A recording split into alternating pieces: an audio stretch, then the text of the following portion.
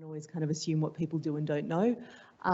So please, grab a handout, have a look. If you're not sure of some of the terms, feel free to have a chat to us afterwards. But yeah, I don't really have time to do the whole acronym thing right now. The terms I'll be using as I talk, rather than talk about, say, LGBTIQ+ every single time, I'm going to talk about queer community, queer people. I know that's not a word that everyone really necessarily likes, but if you'll let me have that shorthand, that would be great. I'll also talk about main organisations that are not LGBTIQ+ specific. So this is about queer volunteers and LGBTIQ+ organisations. All right, so to start off with some studies, most of them look at queer people's volunteering in queer organisations. That's kind of most of the studies that exist. There's a few that have been able to track down looking at mainstream organisations. But certainly, like a lot of things in queer community, when it comes to particularly gay and bisexual men, it really looks at people volunteering in HIV organisations. Most of the studies that exist around LGBTIQ+ community tend to be around HIV and gay men. That's starting to change a little bit now. And certainly not many look at the experience of queer volunteers in mainstream organisations, which is the area I'm most interested in. This first study I'll put up really just to kind of highlight what it's lacking. So the title of this study is A Rapid Review of Barriers to Volunteering for Potentially Disadvantaged Groups and Implications for Health Inequalities. Now, from reading that title, my first thought is that's really relevant to queer people. But actually they did a literature review and there was no literature about diverse sexuality. And I find it really interesting that they comment on the fact that there's no literature around diverse sexuality. There's actually not even a comment about diverse gender. No, so that exists even less. Where we see studies sort of starting to look at this a little bit. So this is particularly around civic engagement and loneliness in LGBTIQ+ Australian volunteers. And the thing that I find most kind of interesting here is that they're saying that while participants seem to be socially connected, they also reported relatively high loneliness levels. So when you look at these kind of connectedness studies, and we've all seen all the studies around volunteering and connectedness and social cohesion, it can be a little bit different for queer folks. So this is saying it suggests there may be unique differences within LGBTIQ+ community that need to be accounted for in our volunteer management practices. And that people should make particular effort to reach out to trans and gender diverse volunteers. And I know, being myself from a queer organisation, we kind of, people assume that we're going to be inclusive for queer volunteers, but we also make a special effort to connect with our trans and gender diverse volunteers just to make sure that we are doing the right thing by them.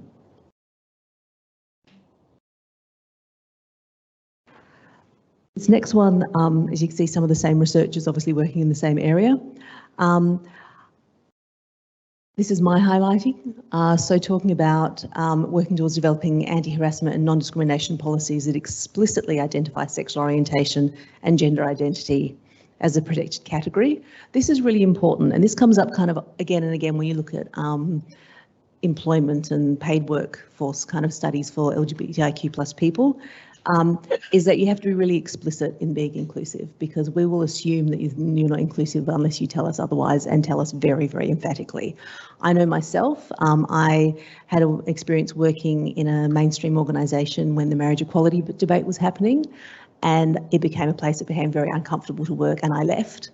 And there was nothing, it was nothing really overt and nothing that you could kind of address in a particular way. And I remember saying to my manager, who was the head of HR, if I was experiencing homophobia in the workplace, I would know how to deal with that. I would go to HR, I would say, we need to address this.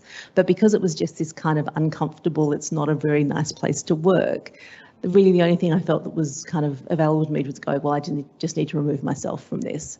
And what I've learned from that is that if I'm looking for another job, I will look at the values page of an organisation's website, and everyone's got some basic motherhood statement. We do not discriminate based on, we're inclusive of all people, including, and it's always around gender and ability and culture and those sorts of things. If I don't explicitly see sexuality and gender identity mentioned in that list, I will assume that won't be a safe organisation for me. And I think it's the same for a lot of queer people when it comes to both workplace and volunteering. One of the things, points I want to make here, I guess, is talking to when they say that leaders must also advocate for inclusion by acknowledging past and current mistakes regarding LGBTQ issues.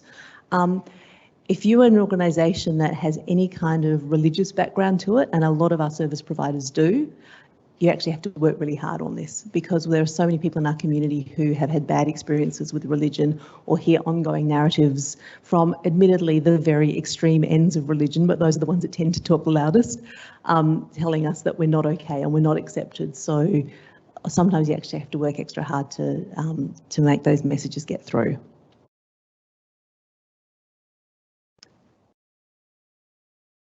Slide we use in pretty much every presentation we do. It's actually a Victorian study looking at people hiding their sexuality or gender identity in particular settings. One thing it doesn't mention here is around workplaces, but the figure pretty consistently over the years has been about 32% of people are hiding their sexuality or gender identity in the workplace, and that would apply to volunteers as well. And certainly the study that we did, the small survey in WA, was talking about, I don't know if I can be out in this environment, how do I approach this organisation? So it was a pretty small study. So this is the one bit of qualitative data I'll put out there. Well, we asked people, are you out about your sexuality or gender identity at the organisation for which you volunteer? It was really only just over half, 54.5%, which is not that many when you think about it. And for the others, it was more than a quarter said that they weren't.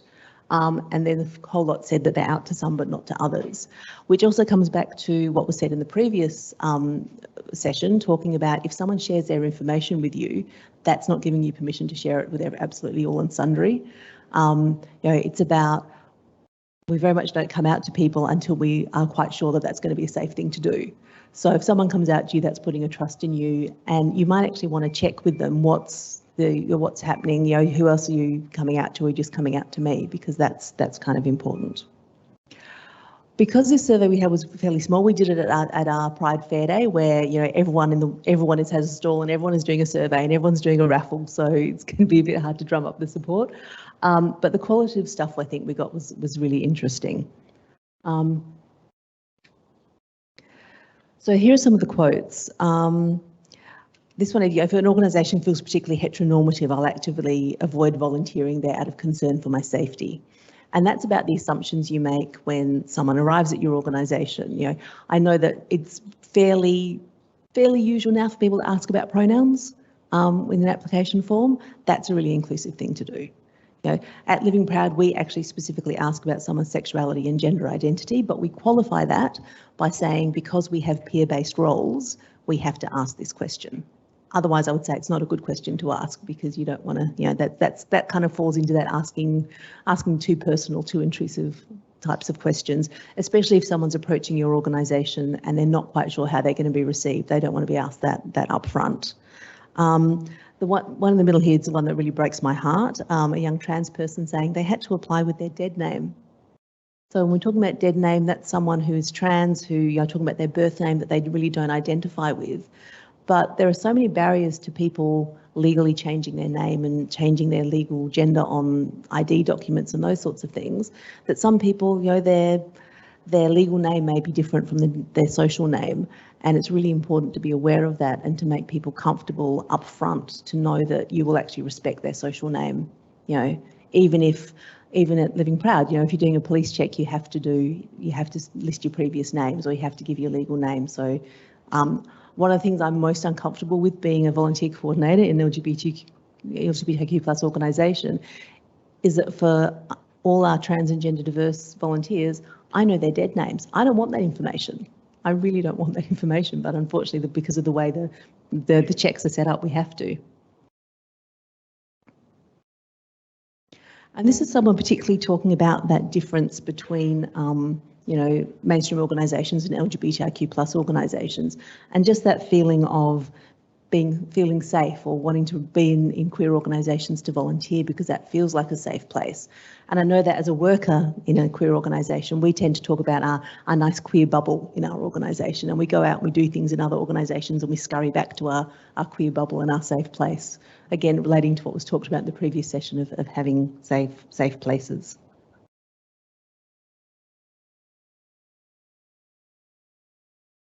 When you look at what people could have done to kind of, we talk about signalling a lot. What can you do to signal that you're a safe place? Sometimes it can be really simple. Like it sounds really silly that you slap a rainbow on something and suddenly everyone's okay. Obviously, you then need to back up that rainbow with your practices, but that is the strongest signal. You know, whenever I do training, I say to people, I can spot a rainbow a mile away and around a corner, and I absolutely can. It's a very strong signal, and just the language you use and all those sorts of things that show that you're not. I was flying here on Qantas, and I noticed that these days they don't say, you know, good morning, ladies and gentlemen. They say, hello, everybody. And that in itself is a really significant thing. I noticed it for the last time I was on a plane. So some of the everyday situations that come up, if someone's giving an emergency contact person, usually ask for who's give us contact details and what's their relationship to you. If that's the same gender partner, people might be reluctant to give you that information if they don't know that that's okay. For screening and ID checks, as I said, people have to disclose previous names.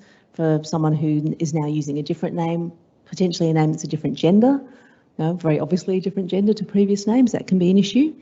And just being aware that for trans and gender diverse people, police checks take longer to come back, because it's not like they're checking someone with a name like Smith or Collins or whatever. They're kind of going, oh, and you've got a previous name which appears to be a different gender, and they'll go into that, you know. So just being aware of that and preparing your volunteers for that is quite useful.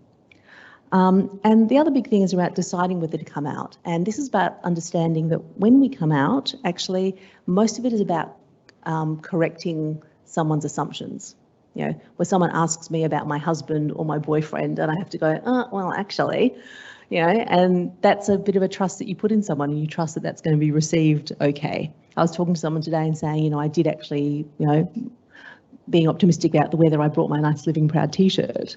But I didn't travel, I used my wheelchair to get here from my hotel. I didn't wear it in the street. I put it in my bag, and then I'll make the decision whether I wear it at the conference, because I'm not sure how safe that's going to be. So things like small talk, when you talk about your weekend and what you did and who you did it with, you know, that's potentially someone outing themselves. When you do icebreakers, are you asking people about their relationships or the people in their household? You know, all those sorts of things are really kind of important when we talk about this. So that's a bit about how they're just sort of doing, looking at diversity generally in their volunteer program. I'll skip over the second video, which looks at kind of more specific things they're doing. One of the first things they did, and one of the really easy wins you can do, is like all their volunteers now wear pronoun badges. Yeah. But just to kind of wrap up, some things you can do if you want to engage LGBTIQ+ communities and kind of engage with a community, is to select a partner organisation, as they've done with Boulevard has done with us. But be careful, look at how you choose that. Certainly in Western Australia, the queer organisations that people are most aware of are often the ones that do the big events that maybe aren't, you know, don't sort of have that more mental health, that social connection focus in the same way that someone like Living Proud does. And so with that first event that the museum did, where they're going to get rainbow volunteers, they contacted us and they contacted a few other organisations, but I was able to go back to them and say, actually, you need to contact these people and these people who are not very well known outside of queer community, but that's where you're going to find your people who volunteer or who are wanting to volunteer. Also to address potential concerns up front, particularly around things like police checks, screening checks. You know, we say in our information we send to volunteers, all our volunteers need to have a police check. And then we go on to say, we understand that not everyone's legal name matches their social name. You know, we need to use your legal name for police checks. However, in every other context, we will use the correct name and pronouns for you, just to reassure people up front that that's not going to be an issue. Linking in with queer events and being aware again of which of the events to link in with. I hear so much in Perth, oh yes, we want to get involved in Pride Day. And what people mean by Pride Day is they mean the day that the parade is on. Actually, we have a 3-week Pride Fest put on by Pride WA, and there's a fair day at the beginning, which is much more the place for organisations to go if they want to connect with our community. You get a whole day to sit and talk to people rather than just be in a parade. And that really kind of chimes with a great saying I've come across when you're talking about LGBTIQ+ allyship, which is you don't get your hands glittery, get your hands dirty. You know, so don't just show up for the party. is what we're saying. And also to educate and inform your staff and volunteers. So we did training with the volunteers and the volunteer coordinators at WA Museum. And I just want to finish on a great anecdote that we got from one of the volunteers there. It was an older man, had no experience of queer community, was kind of like, okay, well, but there was an optional thing, so he obviously signed up for it, he wanted to know. And it really illustrates what happens so much is that people don't quite know what to say, so they end up not saying anything. And this was someone, he said, a patron came into the museum and it was someone that this volunteer perceived as being a man in women's clothing. Now, I don't know what that person's identity was or any of those sorts of things, but this is what the perception was.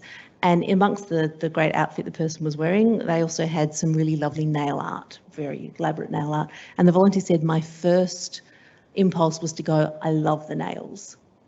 But then he thought, oh, but I don't quite, this is a queer person, I don't quite know what their story is. Oh, no, I better not say that, I don't want to give offence. And of course we said, absolutely, if someone spent time and money and effort on their nails, go love the nails, you know. And it was really valuable to have the volunteer coordinators sitting on that training as well, because they can make it really relevant to their volunteers. So things like if someone comes up and asks you where the toilet is, don't just show them the toilet you assume they're going to use. Say, here's the men's, here's the ladies, here's the all gender, you know, those sorts of things. So I think it's those little things, the little steps that are often the way to go. I might finish there. Lovely. And a round of applause for Sarah, please. Thank you.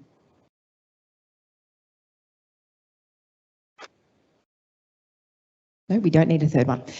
So over to you, Natalie. So Natalie is the president of the Albany Roller Derby League, and you're going to tell us all about that, I dearly hope. You've been volunteering in your community since you were a teenager. Natalie is active in the Albany Roller Derby as president, coach and team captain, and a committee member with the Royals Football Club, the Albany Senior High School chairperson, and is active in the Albany Pride community. Natalie has a strong passion for LGBTQIA+ representation and making space for voices that are not heard. She is a big believer in doing the work, not just talking about doing the work, and would love to have a coffee with Brené Brown and Taylor Swift. Natalie lives in Albany at the bottom of WA with her girlfriend Luana, 3 kids and 2 cats. Over to you. I might just wait till my slides come up. Just talk amongst yourselves. Such anticipation. It's great. Should start this way all the time. Oh, look at it slide on in like that. Marvellous. So there's me. So my name is Natalie Jarvis. My pronouns are she, her. So first up, hello everyone. Thank you for having me in your space today. If you want to just click forward.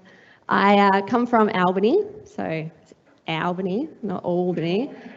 So that is how it's pronounced, Albany. It is about 4,000 kilometres away from here. So we started travelling on Friday to get here today. It is a very long trip, but a wonderful trip to come here to the nation's capital, and I get to relive my Year 6 camp experiences and go to Questacon, so that's exciting for me. I live on Menang country, which is Noongar people, and we say hello, we say kaya kaya. So kaya kaya, hello everyone here today who has taken time to come and listen to us chat. So hopefully you get something wonderful out of it. And thanks to Sarah, you already have a nice rundown of this, but that's the alphabet there. All those letters are really important, and it is really important that we know what they are and we have some understanding, but we all know Google, so we can all look these things up. We've got a handout as well. There's lots of great things on the internet as well as lots of terrible things, but you can usually find what these letters mean and the expanse of LGBTQIA+. Next, please. Yep, next. What is roller derby? Cool. That's a photo of my lovely friend Kitty with an excellent look on her face as she smashes through a roller derby wall. So roller derby I could talk about for hours and hours on end, but it is a full contact sport played on roller skates. So ye old fashioned roller skates, quad skates, so not inline blades. We wear full protective gear, helmet, mouth guard, the whole kit to stop us from getting too hurt. And we don't have a ball, we don't have goalposts, we use ourselves as kind of a ball. We are the point scoring human that has to pass the opposing team to score points. And it's about an hour-long game, 2 half-hour halves, and it's played all across the world, which is fabulous. So when I've been able to travel overseas, I've been able to play and train roller derby in Hawaii, which is fabulous, and in Adelaide there is a big tournament called the Great Southern Slam, which is the largest tournament in the Southern Hemisphere. So it's a massive sport that most people don't know anything about, but it's fabulous. You can also Google that as well. The great thing about roller derby, next slide, is it is an alternative kind of sport. It is not mainstream. It is not your AFL. Next slide.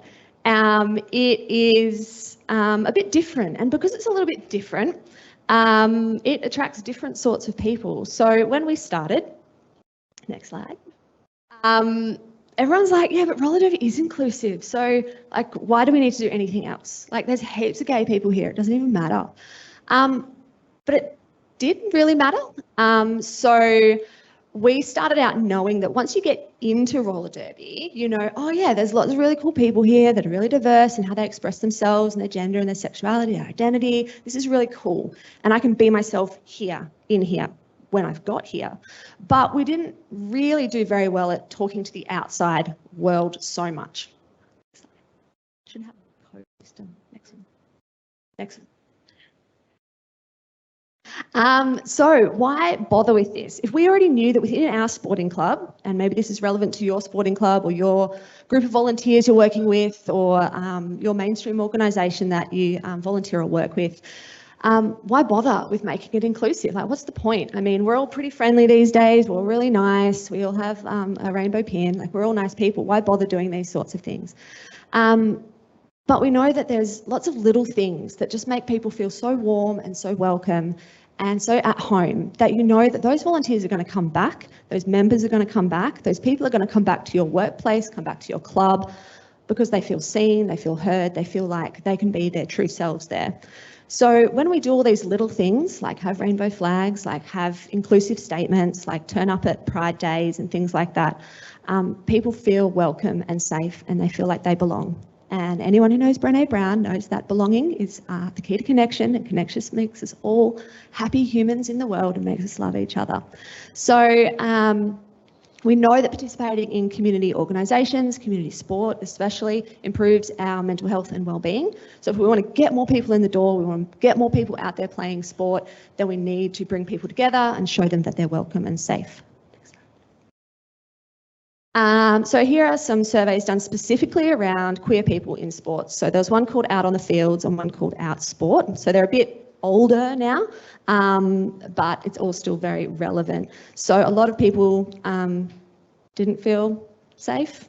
Essentially, that's what they're saying. It didn't feel safe for young people to come out in sport. So we know there's lots of queer people playing sports in places, but they didn't feel safe to be themselves or to be out in their sport, which is really reflective of that same research that Sarah showed before about people were there and participating in volunteer organisations, but didn't feel safe to come out and be themselves.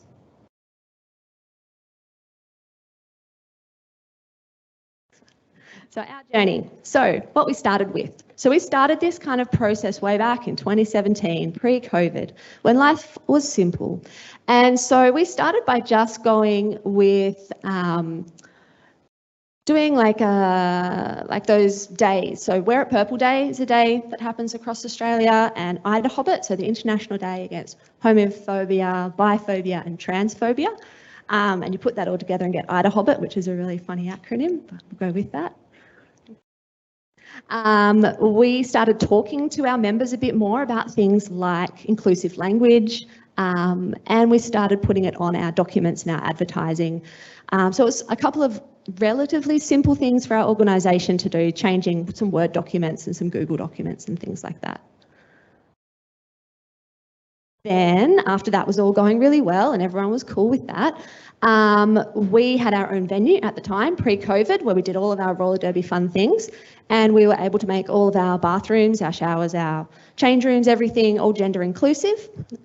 We just stuck signs over the original signs that were there, so that's how we did that. And because we ran the joint, we could do whatever we liked, so we didn't need permission from anybody but ourselves to do that. We also created a position in our committee called Diversity and Inclusion Officer. So it just meant somebody was looking and analysing all of our stuff. Any new material we created was making sure it was fair and equitable to people coming to our sport. We had inclusive signage and flags at our training venue, so on our front door, on our toilets, everywhere, pride flags, everything hanging everywhere.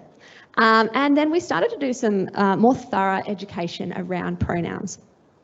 Lots of people kind of know, oh yeah, pronouns, but they didn't really understand how important it was for people who didn't use binary pronouns. So we started talking about that a bit more, and it's hard because people are turning up to play a sport or learn how to roller skate, and so you don't want to turn it into a 1-hour lecture about pronouns. But we just did this gradually by including things like helmet stickers. So we all wear helmets because we're all skating around.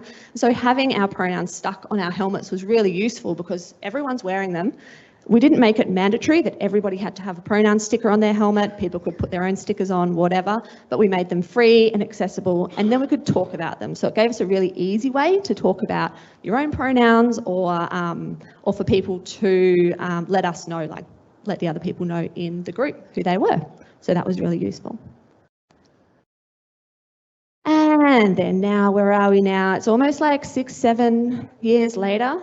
So we were really lucky. Look, there's my stupid face. We were really lucky to head off to Pride Roller Derby game at the end of last year. So there was a big Pride Fest thing up in Perth for sporting groups, and they had a roller derby game or two. And we were really fortunate to go along because roller derby during COVID really ground to a halt because we weren't allowed to play contact sports and things like that. So it was fabulous to go and play with lots of the LGBTQI community. And we're also this year being a part of the Albany Pride Fair Day, and we've got our very cool limited edition Pride shirts that we have made with one of our members who is a non-binary artist. So being able to amplify their artwork as well as our club at a Pride event is kind of like this beautiful culmination of all the things. So that is really lovely. And we feel like we've done lots of really great work in the space. So now a lot of our members, like me, go out and talk more in the community, and we talk more to other sporting clubs and other organisations and other volunteers about how you can do lots of little things that really make a really big difference, and that those things don't need to be super expensive. Next slide. They don't need to cost you a fortune. You don't need to go through any processes or official checklists or documents. Like, there's a few bigger ones, and they really apply to things like, Carlton Football Club or people like that who have lots of money. Most volunteer organisations don't have any money. Most sporting clubs don't have any money. So like small sporting clubs don't have any money. So you need to make these actions really cost effective and really useful and valuable in quite a small way that you can spend a few dollars and get a helmet sticker, those sorts of things. Next one. So what did we learn after doing this, like 6 or 7 years? What were the things that were really important to us in our club and to going back out into the community? By doing this, by talking more openly in our sporting club to our members and to the wider community of Albany, we have attracted more and more gender diverse members, more and more members who are open about their sexuality and gender, that are comfortable talking and are really comfortable inspiring others to be themselves. We learnt that we just needed to be really responsive to our community. So listening is really important, and responding to that, and not just doing things because they're on a checklist. We did a lot of surveys, and we do this in a whole demographic survey because it helps us get grants to be able to do other things. So we need to know who comes and who doesn't come, mostly to skating, to roller derby, so that we can then apply for money to then target them better so that they do come along. So we're asking our members a lot of questions. We do like an annual survey. So that's how we knew that we were attracting more LGBTIQ A+ members and families along, because we saw that in our data. That it really has to be cheap because we don't have a lot of money. So those things like helmet stickers probably cost us about $50. And then we've been able to apply for more money and more grants to get more stickers because people's pronouns are really diverse. So we wanted to make sure we had a good representation, as well as stickers that allowed people to write their own in and things like that. And we learned that very simple actions made a really big difference to individuals. And we know that because people told us that they knew that they could come along and be themselves, and they'd never felt that ever before in a sporting group, especially in sporting clubs. And in a town like Albany is, as you can imagine, it's 35,000 people at the bottom of Western Australia. It's surrounded by canola, wheat, sheep, and Antarctica is the next stop south. So in the marriage equality vote, it had the lowest yes vote in all of Western Australia, our electorate of O'Connor, and our federal member actually abstained from voting in Parliament. So it's quite a conservative place, and you're working quite hard in these spaces. So for people to come along, one, and play a sport, to choose roller derby of all sports, and then be welcome and safe was really important. Your club, your organisation, your group, however. Just think about what you want to do. Like, do you want to attract new people, new volunteers to your club? Do you want to support the members that you have already? Or do you just want to be more visible about your inclusive club and just show off a bit and let people know how cool you are? So think about, I guess, from today, what you actually want to do, and then making a bit of a plan, because a goal without a plan is just a wish. I read that on Instagram. So make a plan for what you want to do, talk to your people and decide as a collective what you want to do to make your club more inclusive or to attract more inclusive volunteers to your club. And hit that button again. And there's some lovely little starting points. Whoops, go back. There we go. Pronouns, as has been said a few million times today. Introducing yourself, we have our thing called, we have a circle of love at training. At the end of training, we all talk about something we did well today at training and how we're happy with that. But we also start our sessions with an introduction of ourselves, our name, our pronouns, and giving ourselves a score out of 10, not for how good we look, but because that would always be 10, but about how we're feeling that day, about checking in with ourselves. So we check in with ourselves mindfully, and then we let other people know how we're doing in that moment as well. And some other things that you can do in your club. Lots of us have emails. So your email signatures, putting your pronouns in there, or putting links to what is a pronoun, putting flags in there, inclusivity statements, things like that. So all these things cost $0, just a little bit of your time. Participating in local Pride events. Not everyone's lucky enough to have Pride events in their towns or communities, but you can always look at travelling to another place, travelling to your capital city, getting involved, or if you're really brave, starting your own Pride events in your town. Education sessions and awareness days, so participating in those sorts of things. If you're in Western Australia, having people like Living Proud come along and do some education for your group. And if you're not in Western Australia, then finding similar sorts of organisations, which I'm sure Sarah has lots of connections to, whatever state or territory you are in. Next one. Next one. Hopefully that's the end of me saying that. Find out more things. Okay, Pride in sport and out on the fields. If you want more information specifically, all that data, which I find in slides can be a little bit like too much, head out there and have a look for yourself at the evidence and that backs up everything that we're saying today in front of you. If you want to find out more about Albany Roller Derby League, you can find us on all the socials except Twitter because and if you want to follow my life, I have a private account, but maybe you want to follow stuff I do. It's mostly pictures of my cats and the beach, but I'm on Instagram and LinkedIn, and my email if you want something, I guess, more tangible or specific about inclusive and diverse steps that your sporting club or other club can take. I'm really happy to talk. I really like talking a lot. So if you do want some more information, I'm really happy to answer emails or come find me at lunch. Yeah, and then I think we're doing some Q&A, aren't we? So you can also ask then. We are indeed. Thank you, Natalie. Round of applause for Natalie. I think it's really powerful from this session and the last session that everybody's been able to give suggestions that are actually really simple to do. And I know, we say it's simple, but obviously involves a concerted effort for people to sign up to those simple actions, but it's really refreshing just to have a whole lot of takeaways that we can all take back to our organisations and embed really quickly to give those signals that are just so important. It is time for questions. Yes, do we have a spare microphone? Excellent. And just to let you know, I will repeat the questions. We're not entirely sure of how the recording is going to go, so with my loud booming voice, I'll just repeat them just so we absolutely make sure that they're captured. And of course, our speakers just can choose to decline anything. Just if anything is a bit impersonal, we'll just allow them just to say no, thank you. So over to you. Oh, hi, and what a fabulous, really deep speech. Thank you for both of you. My name is Ricky Spencer. I'm a proud trans community sociologist.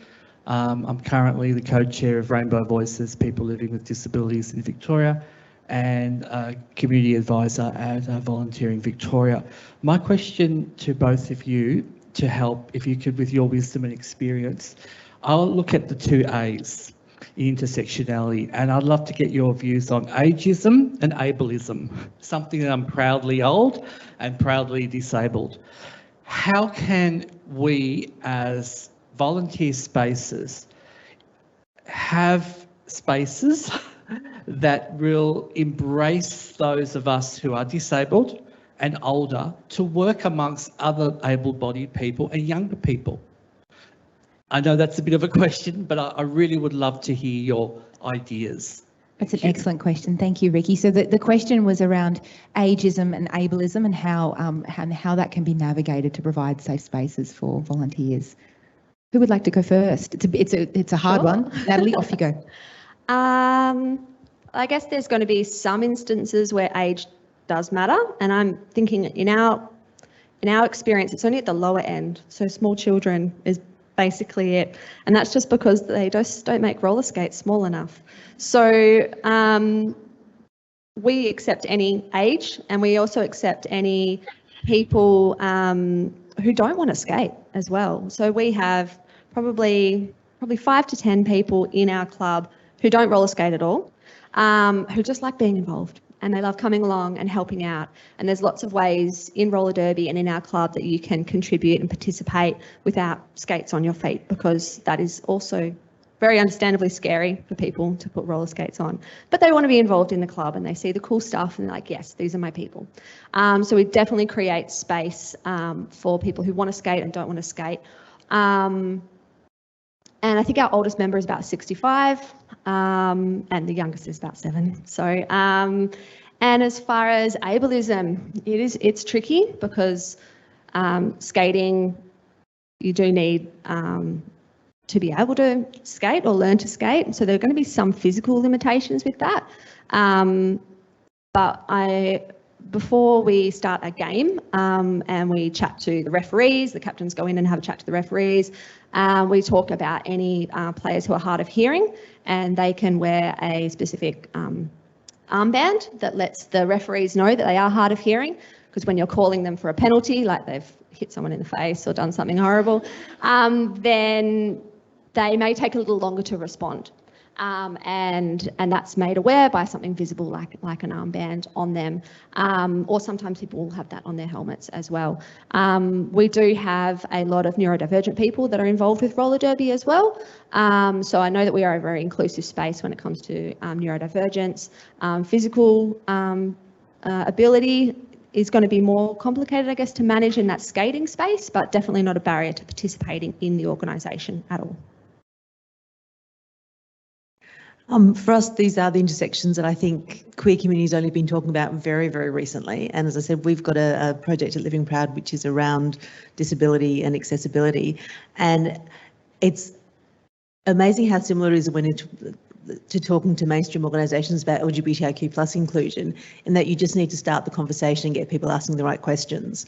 So I was a project officer for that project when it started, and it's lovely now a couple of years down the track when the CEO of Pride WA says, oh, I was going and scoping out the parade route, and I had Sarah in the back of my head going, what's the gradient? Are the police horse mounted policemen going to have horses with the little nappy things so that we don't get horse poo on our hands from the wheelchairs? So it's really just about making people aware of all these things, and it's a slow process, but it gets there eventually. The ageism one I think is kind of interesting. I'm also now on an advisory group for GREY, which is Gay Rights in Ageing in WA. And there is a lot of ageism in queer community, and we're starting to talk about this, and also how we talk about it, because if you try and open up a conversation about ageism, no one wants to come. So we were talking about maybe you need to frame these things a little bit differently and talk to them about being what are cultural differences or with different ages. And we had something come up recently at Living Proud. We've grown quite recently from being quite a small organisation with people who are workers who are all more or less the same age to now we've got more people, we've got more people with disability, we've got younger people, we've got older people. And we found this weird barrier the other day where we were talking about, oh, so-and-so organisation that we're talking to, oh, and that person's really a champion of what we're doing, Living Proud's doing, but then his family, by which of course we mean he's part of LGBTQ plus community, and the 20-something person who works for our organisation goes, family, what does that mean? I'm going, I thought this was a term that all queer people knew. So I think sometimes you reframe those conversations. So reframing it about what are the cultural differences, and we're talking about even in the context of what were the films that were significant to you when around the time that you came out. That will be different for different ages. Yeah, but these are all works in progress. Excellent. Do we have any other questions? Yes, Alison. Yep, fab.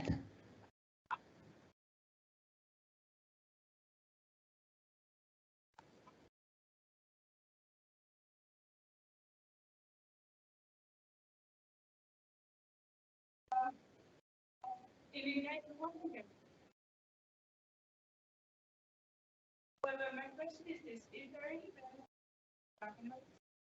into diversity? You know, and that's diversity. Is there to approaching this looking as sort of community, or is okay to the diversity in general? Sorry, it's a weird question. Go nuts. The next time. I'll give it a crack, Alison. So the question is, in Alison's organisation, obviously there's a commitment to looking at all different layers of diversity. Is there benefit in splitting out this conversation explicitly, or is there merit in keeping it in a larger conversation about diversity and looking at it with the intersectionality with other diverse layers? I think with all kinds of diversity, there's the thing of having the larger conversation about diversity in general, and as Nev from the museum was saying, all those different areas that they're focusing on, but also recognising that for each of those subgroups, there are very specific issues. You know, the thing I would say that when we're talking about, you know, LGBTQ plus people and how that's different from other kinds of, you know, diversity people looking at, are about those really, often those very day-to-day things about, can I come to my work or the place that I volunteer and talk about what I did on the weekend and who I did it with? And by having that conversation, am I outing myself? And do I know that this is an okay place to do that? I know I had some colleagues that went to a training the other day that it was all about your self-care and who supports you in your life, and they did an icebreaker where you know, you start who are the people around you who supports you in your life, and you know, and as always happens with icebreakers, the first person that goes sets the tone for and the format for everyone else, and the first person did the, oh well, I've got a lovely husband and 3 beautiful children and da da da da da. So it's going along the line, and everyone's talking about their, you know, it's I think it was all women, and they're all talking about their husband and their wonderful children, and it's getting closer and closer to the 2 lesbians at the end who are just kind of going, hadn't kind of planned on outing myself quite this early in the session. So there are some kind of specific things, as there are with disability, as there are with, you know, diverse cultures, as there are with all sorts of things. So I think there's value in doing diversity as kind of, we have to be aware of all diversity, but they're then also kind of going, we need to look at the different areas and what are the specific issues. I know at Living Proud, when we do LGBTQ plus diversity training, that's a 4-hour session.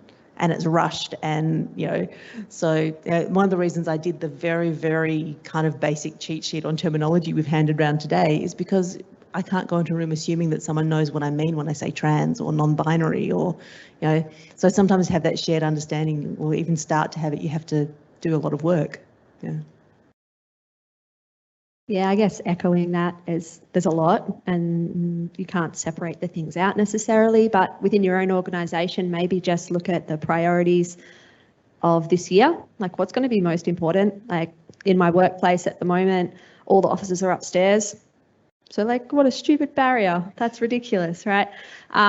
So we're running some pride stuff at my workplace, which is great. But then I would think, you know, the physical accessibility of my workplace is really bad. So that's actually a really big priority, to work out how we can have staff work in different spaces with all of their abilities. So, you know, for me, I'm like, that is more of a priority than making sure that that we're doing pride events. So, and every workplace or every volunteer group is going to be a little bit different. So it's one of those things of not one thing is more important than the other, but maybe looking at what's a priority for the near future and then mapping out what's going to come next and engaging with, I guess, the best organisations that can teach you. So Living Proud is really great. So engaging with those people, and then finding the best resources for your group, your workplace, which can be tricky because some of us live in regional areas that have really crappy services. So shout out to regional people here.